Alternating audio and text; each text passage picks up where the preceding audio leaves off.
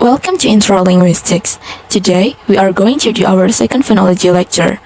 We are gonna look at syllable tier structure, the sonority hierarchy, setting up syllables, and we are going to take a look at the case example of aspirated K in English.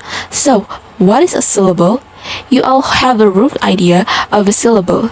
So, in school, we are taught they're the beat of the sound, so happy. You clap. Every time you hear a syllable, improvise, applaud, and you have these weird rules, where in English, if you have two letters together, like two P's, you make those syllables. You separate them, improvise. You just have to listen to them, and you'll figure out where the syllables are. Some intuition again, we see this double P in applaud, but we know in linguistics that in happy, where we have two P's written, there is only one P sound, so you don't say happy, you say happy. You don't say applaud, you say applaud. So really, this written syllable structure doesn't really make any sense, and that's the problem with orthography. Orthography is very bad for talking about syllables. It's very bad for teaching kids how to write because, for instance, thought goes through it. There it's English is very bad for a thought. So instead, we use IPA. I've written out these words in IPA and will show you how to separate syllables. So when we specifically separate syllables in IPA, we put dots. Happy, improvise, applaud. So, we see two syllables for happy, three for improvise, and two for applaud. Now, of course, it's also stress, so we can include that, so happy. The primary stress is on half, so we put primary stress there, improvise, improvise, improvise. The main stress is at the beginning of the word for am on that syllable, improvise. You might be saying, how do you know that's primary stress?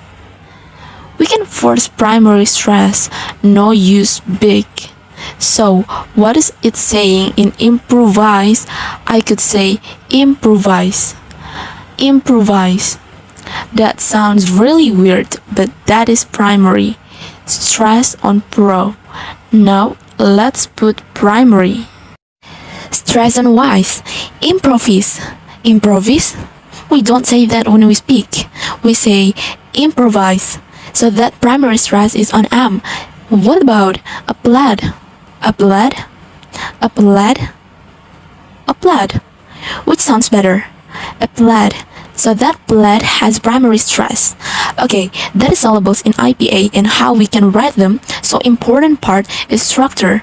Syllables are kind of complex. Now I'm gonna use the word stream in English, spelled like that, and in IPA we will write it like this.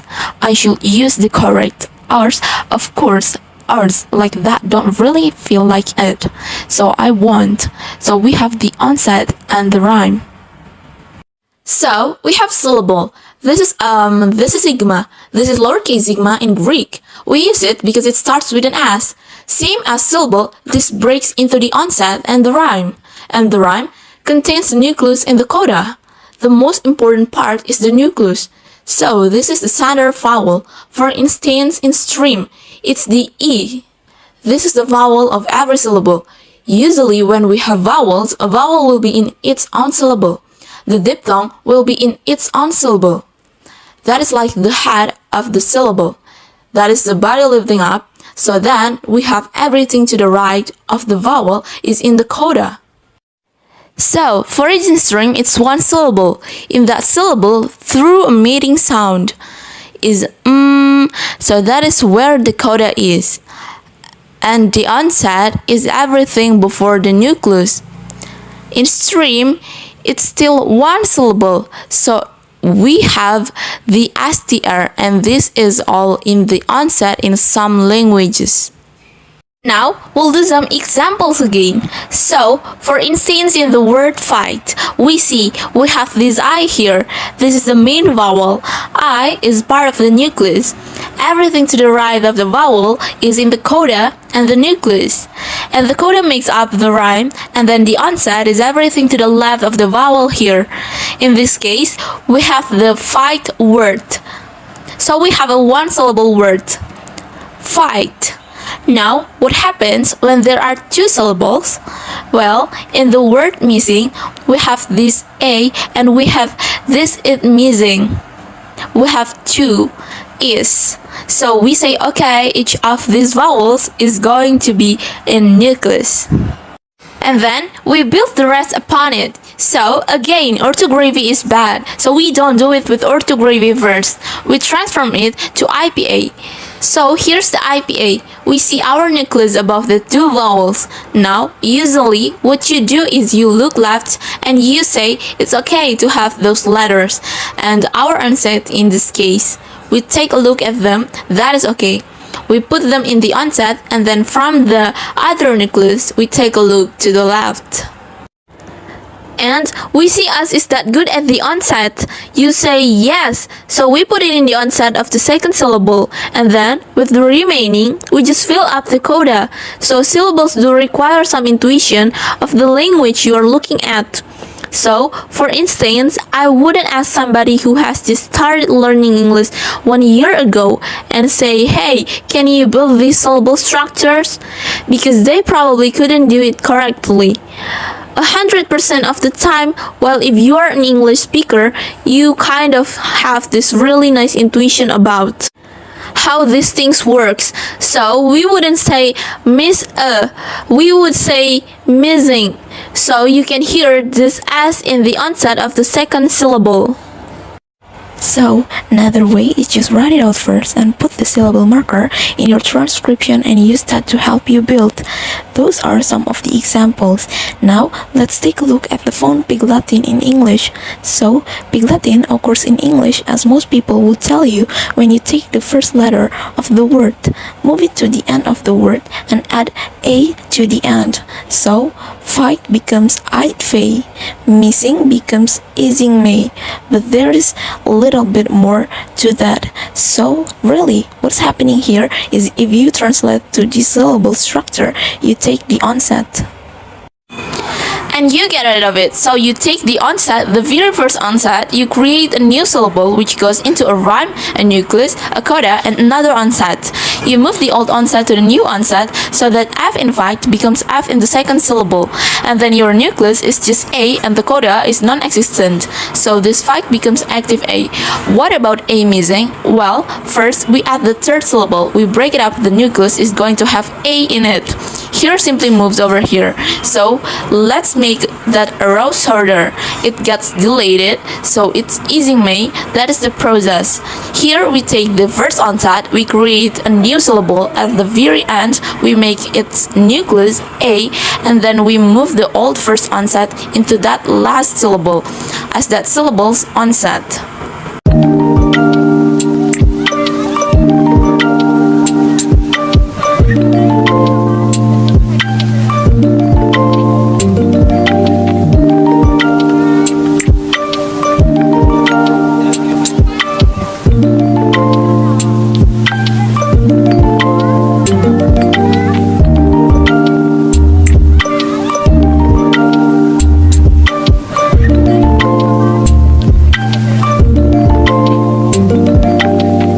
So we have this here. Here's my question.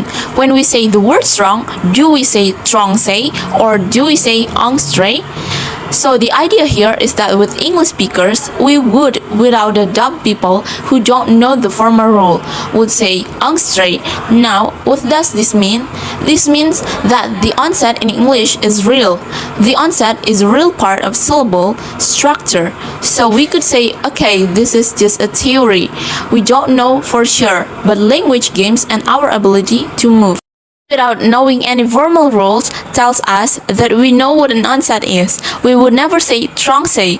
We would never just move the first sound. We have to move the whole onset over.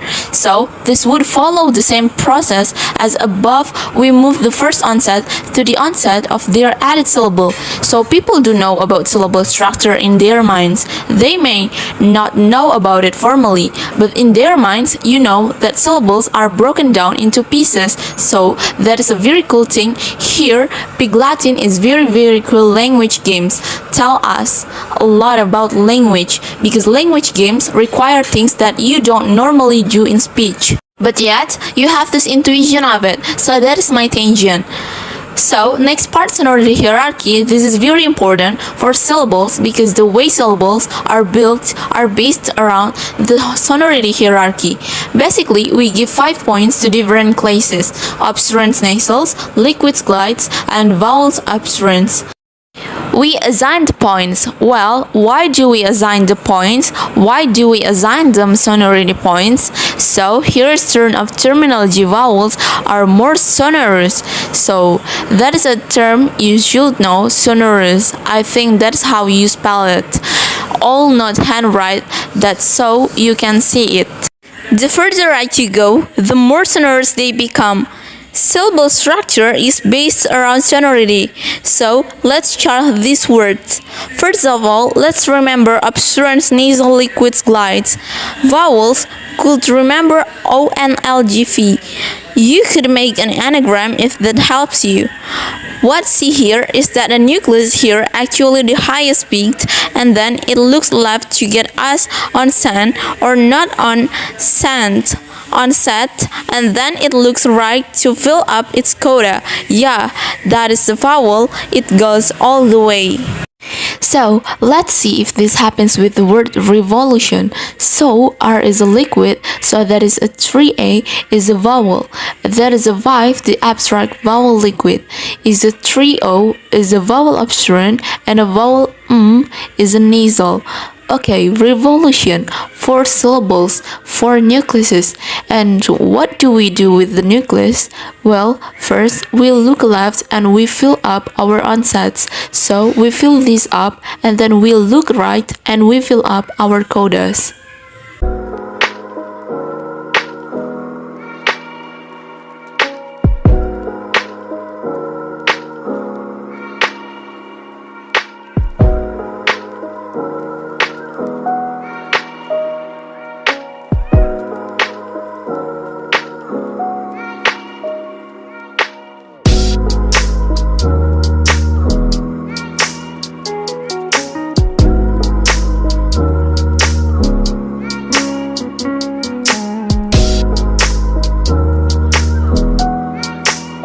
So we have R-evolution.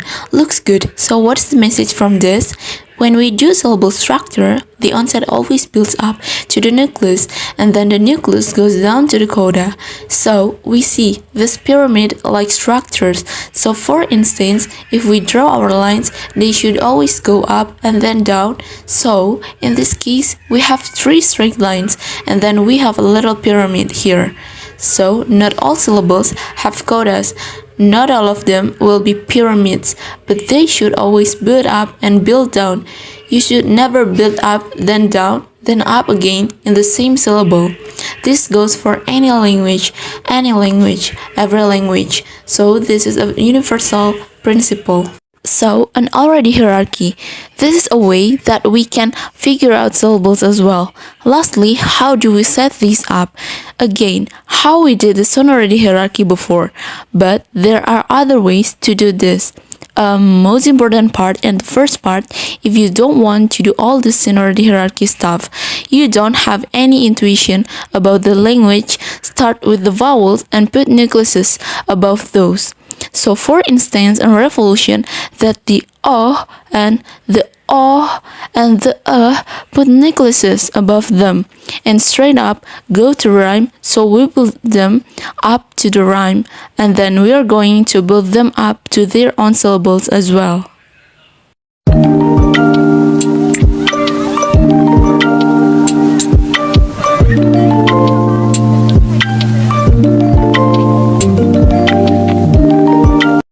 We are going to build them all the way up from the nucleus.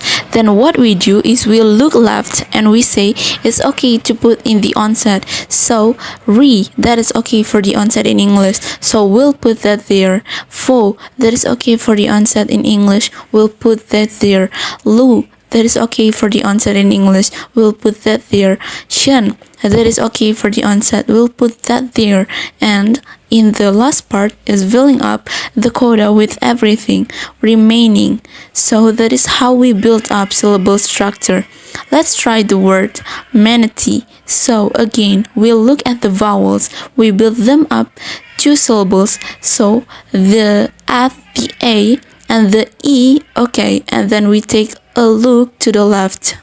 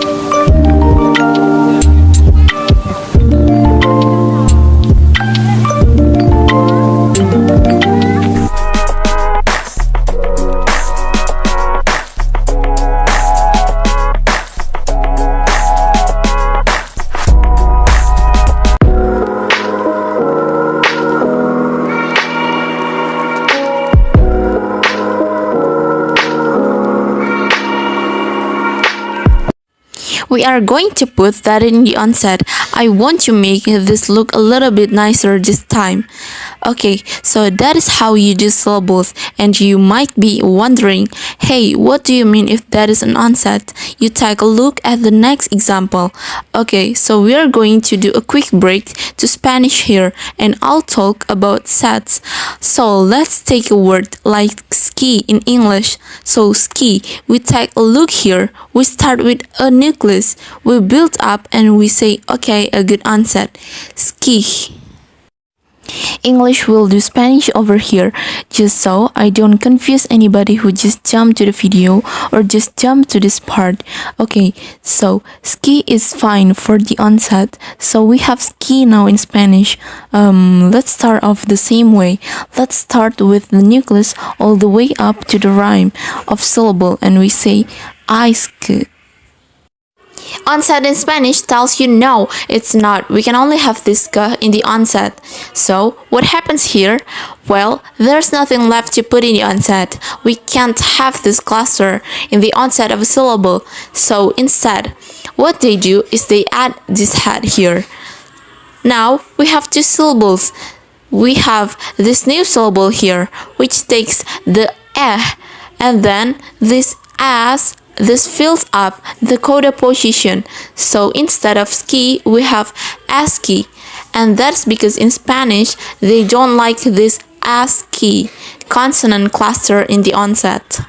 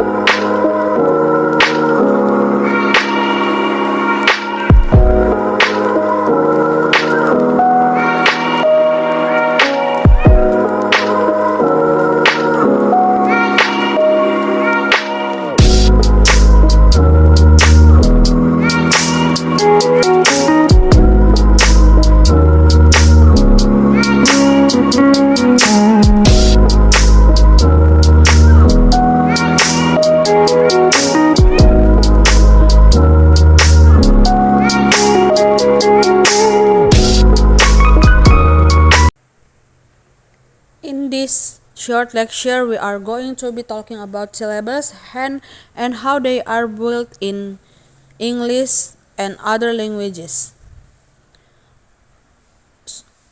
One important skill you need for phonetics is to be able to count how many syllables a talk. It does help to know exactly how they are put together, but you can use any sort of example, including the famous really long word made of word from a Disney movie, supercalifragilisticexpialidocious, and try and count it. We could try and come up on your own count, and we can compare numbers in class, and you probably have a good idea how many syllables, even if you haven't really thought about it before. It's hard sometimes to tell where syllable boundaries are or to assign sounds, as we've been talking about transcribing sounds and deciding what sounds go with what syllable. Sometimes there's tricky parts between syllable boundaries, and another thing to note when you are thinking about counting syllables or diagramming them is not to always rely on dictionaries. Dictionaries can help sometimes if you're struggling with the transcription, but they are what's called citation forms. They don't always reflect how people will say words, particularly when they are speaking naturally, what we call connected speech. Sometimes it will be a more complete form without things like vowel reduction that we talked about before with Alphonse. So the way things are transcribed in dictionaries don't necessarily follow what you may hear in real life.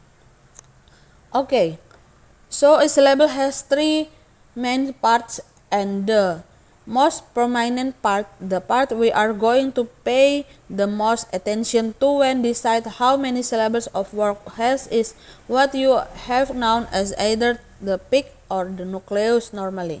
That's going to be filled with a vowel, but we talk about syllabic sounds that would be things like sonorous that sometimes can be. Actually, it is own syllable. Those are also sounds that can be in this peak or nucleus category. I had everything before the peak, and syllable is called the onset, and in English that's going to mostly be consonants. We are going to think of things like if you look at this word prominent, we have the first syllable palm, and we have a pow and air sound to consonant before that pick diaw in prominent. Alright, so we can have things that happen before the vowel if we are summing the typical nucleus, or pick in English is allowed when those sound would be called the onset. It's optional. Some vowel or syllables are just made up of a vowel, or they have just the peak or the nucleus plus this last part, the coda. Anything after the peak will be part of the coda, and you know, just like the onset, this is also optional. You can have syllables that are just made up of just a nucleus, and they are just a vowel sound, like for a vowel. Let's say is one syllable, then you have bow, wool, you know, two syllables in the next word. So English has all sorts of different syllables. We call them syllable shapes based on a combination of this different structure in them. Alright, now you can also be more specific and call things a rhyme, and a rhyme is just made up of the nucleus and the coda. So if you are talking about words like hat, cat, and at, the rhyme is about at plus the consonant top, which would be in the coda. If you are talking about, let's say, words like B, C, and me, where there is just a consonant in a vowel, then the rhyme is just a vowel E. Okay, so if you want to be more specific, you can draw your syllable structure like this, where you have an onset and you have a rhyme, and that rhyme branch of into a nucleus and a coda. Or you can just draw a syllable tree with an onset, nucleus, and coda. So here you see the two different options. This is not an IPA, but how you might separate out words like cat and sing into this different syllable structure. Alright, so a good thing to practice is trying to draw this on your own. Think about how you could draw this in those syllable trees that you saw in the previous slide, and we can do them together in class and check your work, and you can try and draw them both ways. Right now, when we try and transcribe with the IPA and show where syllable boundaries are, sometimes we have to show it explicitly where it might be ambiguous, so we can always show a syllable boundary with a period normally. You will see them in place where three might be one four after another if you are not transcribing your deep songs with tie bars and above it, so sort of like those little half circle type looking. Thus then you might to know whether you are dealing with a deep song or just two vowels next to each other, and so that's why sometimes people will put in those periods just to make it clear. Alright, and just to help you visualize, if you didn't know what I mean by tie bars, would be something like this. Alright, so that's clearly a diphthong because of that little connector above, but you have something like this. You know you are dealing with one syllable, and then the next syllable is something with a. At times, and you will look at words like summer, it seems like that M almost belongs with both syllables. Like if I ask you to break this up into two syllables, you wouldn't probably say summer. Although some people might say sunburn. That's how they would break it up into each syllable. So in order to sort of clear out this confusion and set a general rule to follow, you have what's called the maximum onset principle. So you always want to assign things as the onset of the syllable whenever possible rather than the quota, and generally this is true. In English, usually things will work, although sometimes it seems like constant is like and he run can almost belong to both syllables are both a coda and onset. They could just be extra long one segment, or some people argue that there are two segments there, but generally we don't want to get that much of a debate is into phonetic class. We just generally follow the maximum onset principle when deciding where syllable boundaries are, but sometimes you have to think about what your target language is and what sort of works for your language.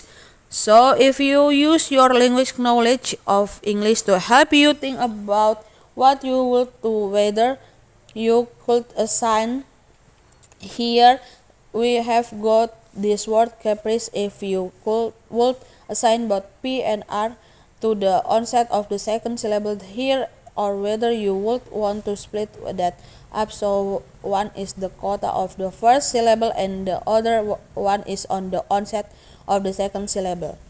You have to think about what sounds right in English versus codeless, whether you could have a cup and a glass.